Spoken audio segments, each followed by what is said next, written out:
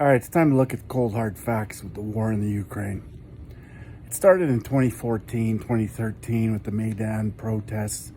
That was protests that were initiated by nationalists, people that were there to protect Ukraine's identity, to protect its nationality, to protect its borders.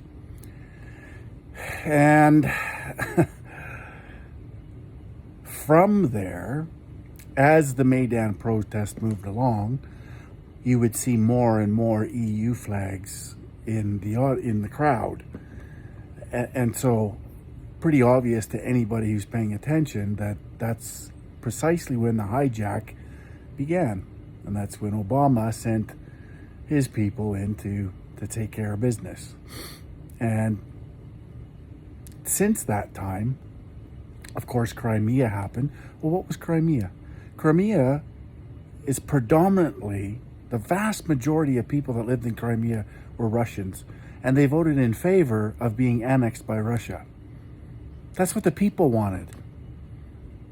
And they voted on it in a referendum to be annexed by Russia because they're Russians. And they saw what was happening in eastern Ukraine with the bombardment of Russians incessantly since 2014. And then, of course, you have NATO now. The agreement that was made between NATO and Russia back in '92 has been broken 14 times.